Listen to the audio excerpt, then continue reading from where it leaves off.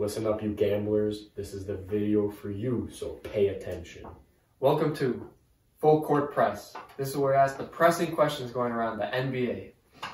The trio's back once more for the final division of this over and under series. Our favorite division, the Central Division.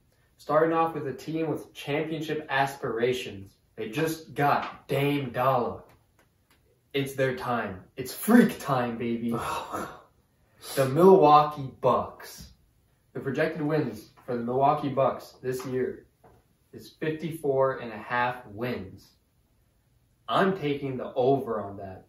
I think there are only two teams in the East that can even amount to that many wins, and it's the Bucks and the Celtics. And I'm taking the over on the Bucks. Freak time. Hashtag freak time in the comments. I think that they're about to go absolutely insane this year. The Damian Lillard and Giannis duo is about to feed families in Wisconsin.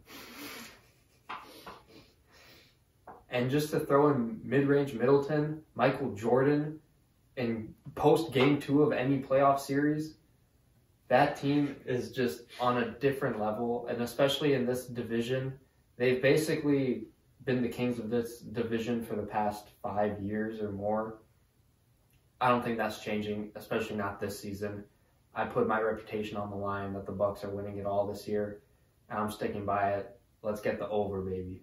Well, not much reputation on the line there. You don't have much to your reputation, but I digress. Hitting the over on the Bucks. Talked about them in the recent trade video. We all really liked what they got in the trade. You have arguably two. You have a top 3 player, top 2 really, in the league on your team, and you just added an arguably top 10 player to your team. He complements Giannis so well. I don't really see how this team could really fail these two together. I'd be impressed if they did. That's honestly more impressive than them getting the over if they could fail this team. It's them in Boston at the top. 54.5 seems very reasonable. Over. We've already talked about this team. I agree with both of them. Rosters and makeup is pretty gas.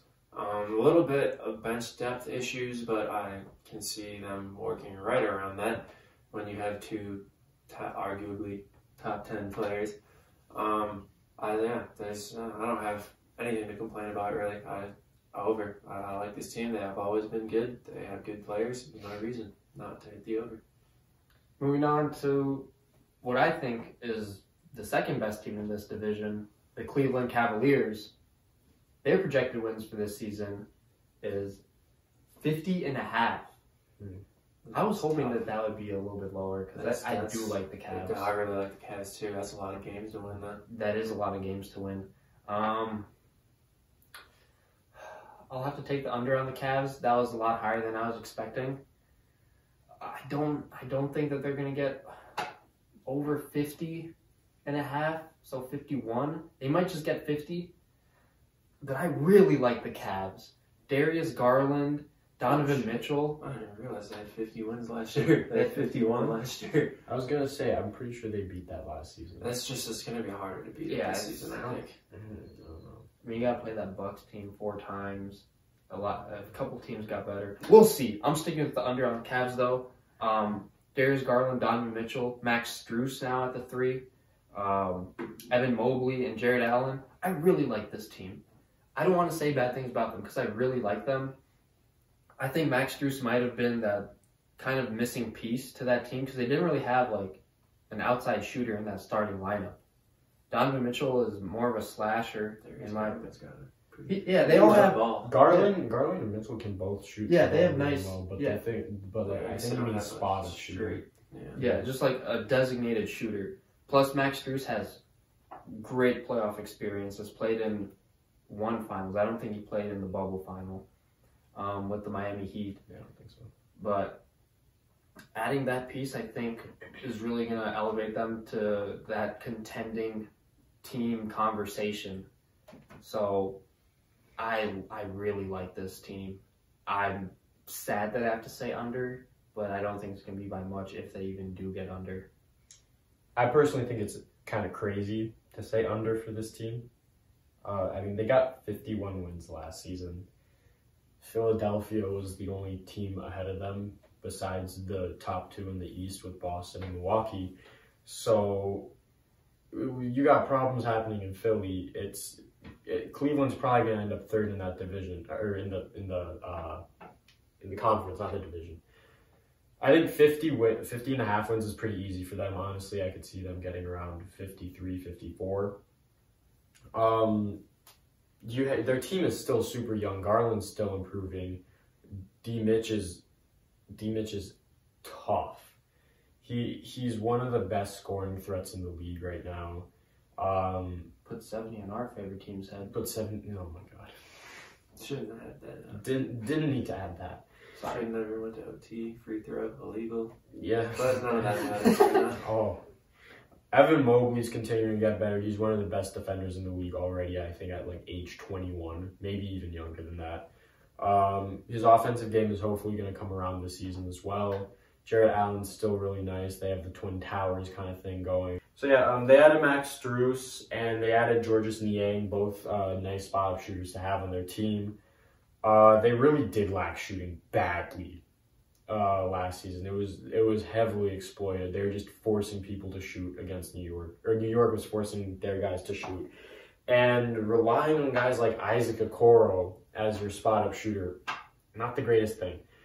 So having Strus and Yang is going to help them a lot, open up the floor for Donovan Mitchell and Darius Garland. I hope to see Darius Garland have a bigger role this season. His role did get diminished when D. Mitch came around. But I think with another year under their belt, they'll be able to mesh together even better. And we'll see hopefully more of Darius Garland and more of an offensive jump from Evan Mobley. But I think over is pretty easy. I personally think it's a pretty tough call. I do think they're better than the 76ers now. And they won 50 games last year. Fair enough. I think they're going to be better this year. But the problem with that is a lot of these bottom tier teams are going to be better this year in the East. Not better than the Cavaliers, but it is easy to say that they might steal games this year that they would not have stolen from them last year. I mean, the Pacers are probably going to be better. The Magic are probably going to be better. And those are two teams that were like near the bottom. And then you still got the Heat. And then you got teams like the Nets that are probably going to fall off a little bit where wins can come back. But I'm going to hit the over because I do see them stealing the spot of the 76ers. So it's safe to say they can get 50, but I think the East is going to be more competitive. They may lose out on some games to some more bottom barrel teams this year.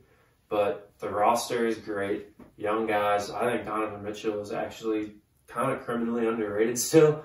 Like, I think he's on easily top 3 shooting guards. I personally think he's better than Devin Booker. So I think that's a bold take. I think he's a better defender and he does everything on offense. So all right, Charlie, I like it. I think D. Mitch is definitely up there. Underrated. I think a lot of these guys on this team you could say are underrated, but I really like this Cavs team, the roster. So I'll hit the over for them. Moving on from the Cleveland Cavaliers, because who goes to vacation in Cleveland, you know? Our favorite team, the Chicago Bulls. You guys see the posters in the background. The Chicago Bulls are projected to get 37.5 wins this season. Is that a shaking your head like it's not going to happen? It's so disrespectful. Disrespectful, it is. Non-favoritism bias aside, I do think the Bulls will get over this number in this season. I think Zach LaVine really needs to become that one option this year. I've been saying that he should have been the one for a while now. If it's not this year, then when? Kobe White's been looking amazing. When we drafted him, I really thought that we were going to get a great point guard in him. He could shoot the ball, he could pass. It also looks like he's finally coming around to be that starting point guard that I envisioned from when we drafted him. Debo, Vooch, they're going to give you what you always expect out of them. And Pat Williams, hopefully he has a larger role this year. Billy Donovan is still like that wild card that might just throw this team off. But overall, I think that not much has changed with this team either. We've added a few pieces in Torrey Craig and Javon Carter. Derek Favors just got signed. I'm not sure how much of an impact he's going to have, but Alex Caruso, still one of the best defenders in the league. Probably the best defender for his size, for sure. Yeah, there's a lot to like about this team. The chemistry is still there, in my opinion. I wish that we'll give this team one more go for whenever Lonzo may return. I don't care. This year, so it ain't gonna matter for these predictions. Yeah, it's not gonna matter for these predictions, but I really did like the way that they were playing when he was healthy. We're the #1 seed.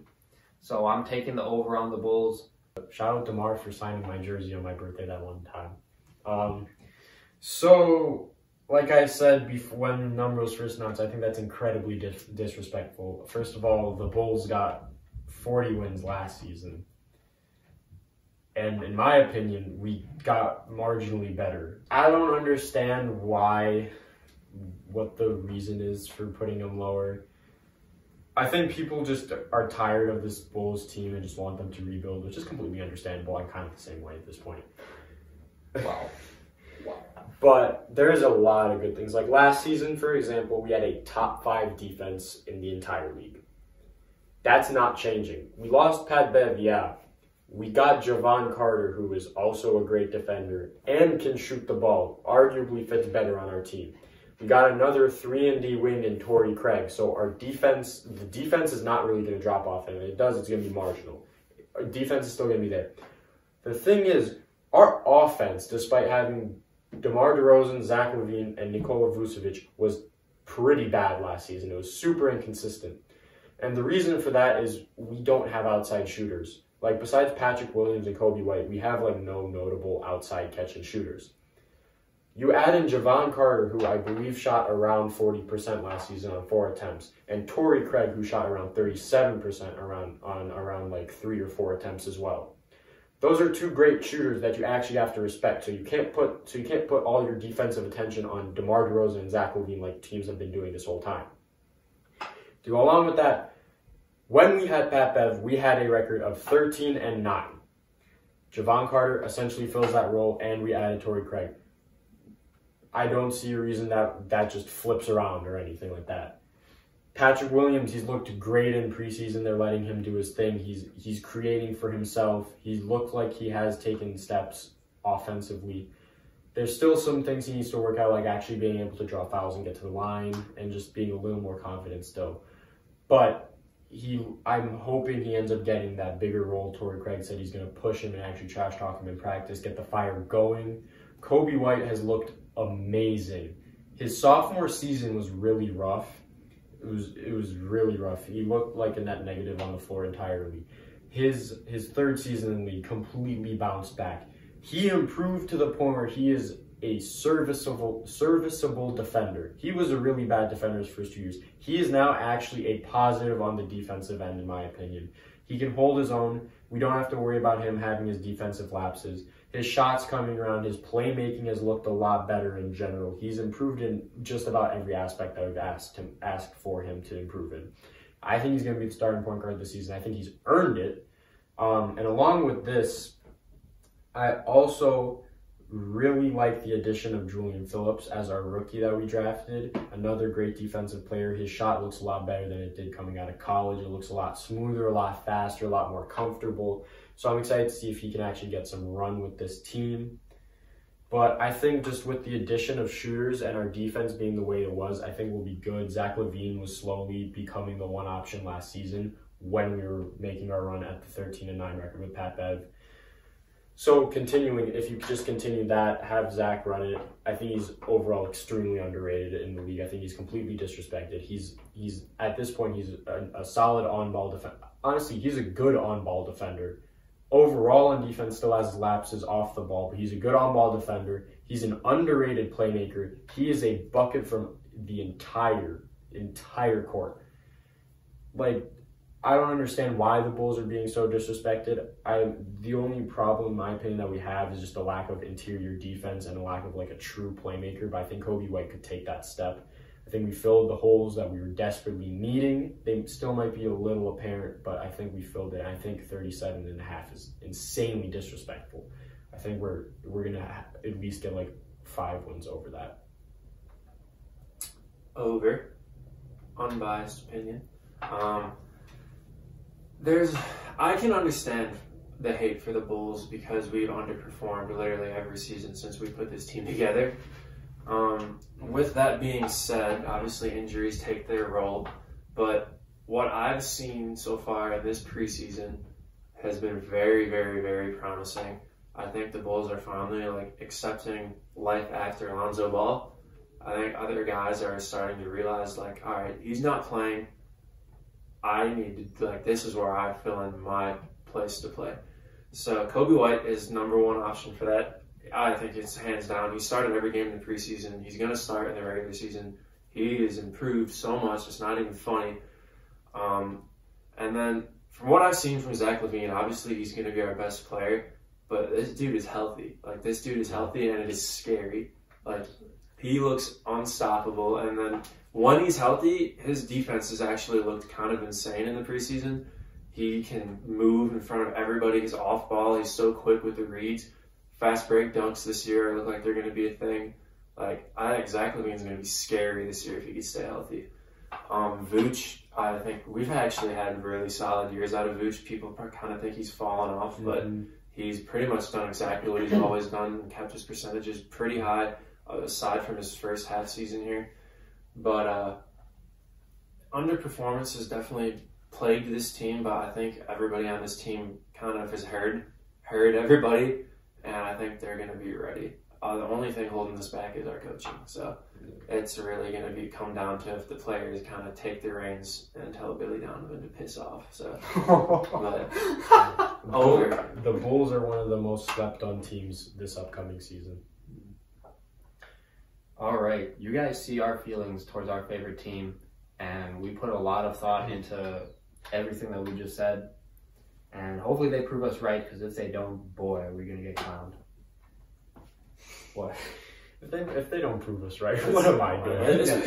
This is a make or break season for the Bulls. We'll put that out there too. To say the least. Halfway through the season, this team might be dead and everybody could be gone. So we're hoping for the best. Either way, I win. Wow.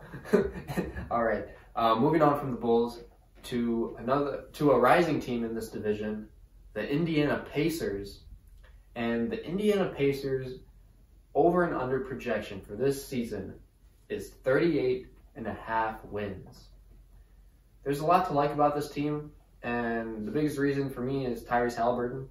To say the least, he's one of the kind of like last true point guards, in my opinion, where they aren't just looking to shoot threes and score more often than not. I'm not sure if he averaged double-digit assists this year. Yeah, 20. Yeah. So there aren't many point guards doing that in the league. And I'm going to take the over on the Indiana Pacers. They added Bruce Brown in the offseason. The Buddy Hield situation is up in the air. That could definitely swing things depending on who they get for him. He's their best shooter by far. He gives them a lot of offense that isn't just relying on Tyrese Halliburton pick and roll or just creating. So depending on what they get for Buddy Hield, things could sway. But I think adding Bruce Brown was really good. They drafted Jarius Walker. I also like that pick. He's going to add a wing position that I feel like that they kind of needed. Their three has always been iffy, so I think that he could add a role that they've been needing.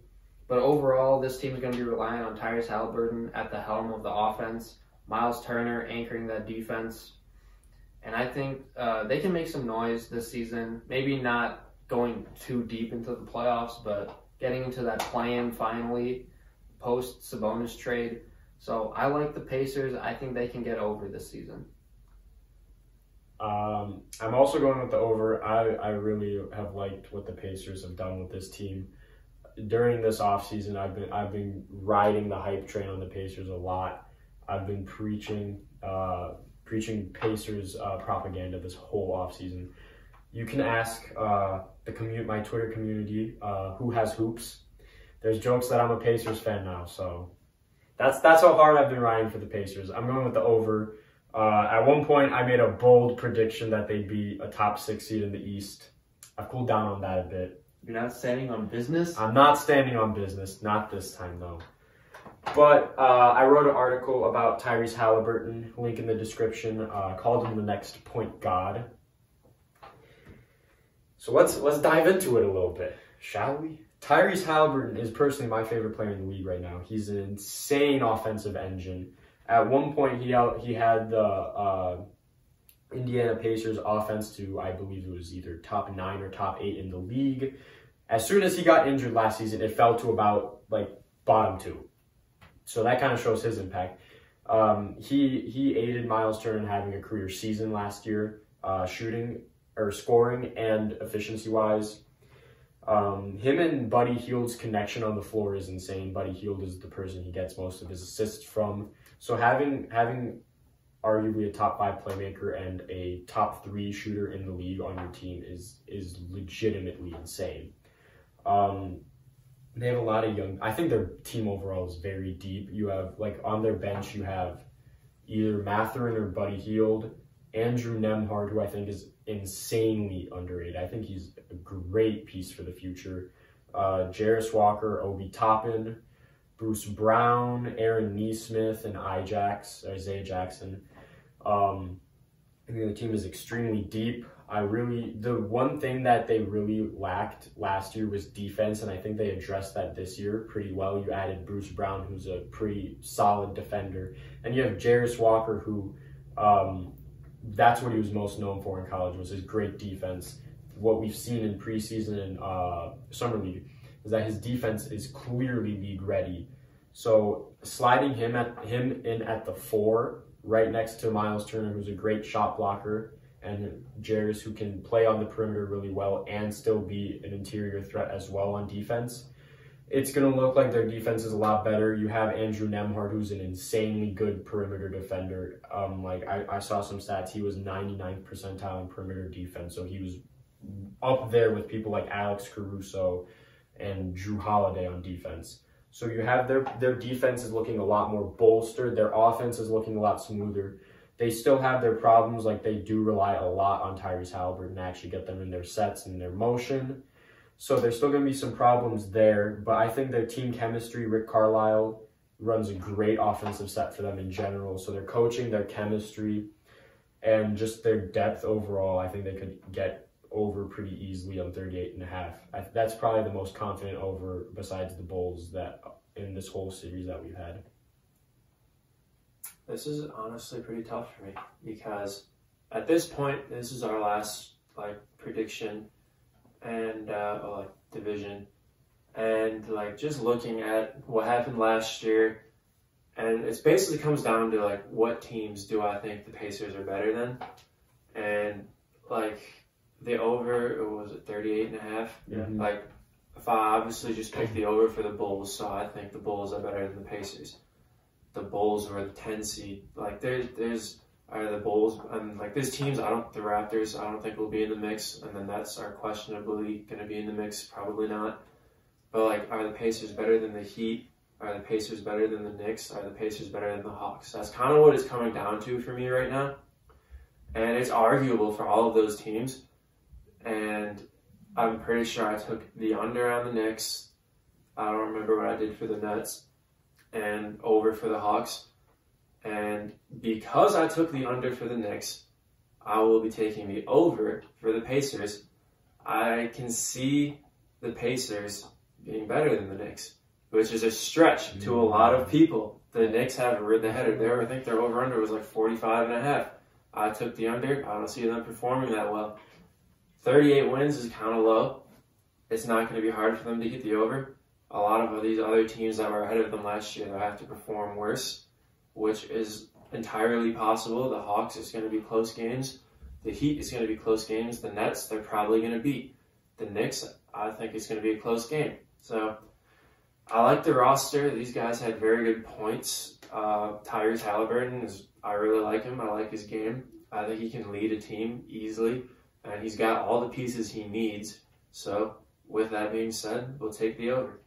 Yeah. Well, before we move on from the Pacers, they also, I believe, ended with either 36 or 37 wins last season, and that was 35, my fault. They ended with 35 wins last season, and that was with tanking for the second half of the season. So take that what you will. All right, the final team in the Central Division, another up-and-coming team, the Detroit Pistons. The Detroit Pistons betting odds are at 27.5 wins. I like Cade Cunningham a lot. The Pistons have a lot of young guys on this team, but again, some teams just have to be bad. And considering I just took 3 teams over in the Central Division, I think that the Pistons will get under. They can get over. I think they were on a good pace until Cade got injured last year. But again, the East got better this season, and there have to be teams at the bottom of the East. I think the Pistons are probably another year or 2 away from really starting to make some noise and getting back into the playoff picture. As much as I hate to say it, I'm going to have to take the under on the Pistons. That's interesting. I'm going to take the over on them again. I think I went over on all 5 of these teams. I think by the sounds of my predictions, they underrated the Central Division heavily. But Cade's great. They just drafted Asar Thompson, and he's looked really good so far in the games we've seen from him. He has a great feel for the game, great in transition, great cutter as well. Jalen, I'm really high on Jalen Duren. I think he's going to be a great center. I hope they actually give him a lot more minutes this season. He has a great shot from the mid-range. I believe he started taking a couple threes. Hopefully he keeps taking them. He's got a great shot, great defender, great rebounder. I think he's only 19 too, so he's got a lot of time to improve, and it's going to look scary in the upcoming years. But this team is still young. Their defense is still a bit iffy. Their wing positions are still a bit iffy, with only having like Boyan and Isaiah Stewart and.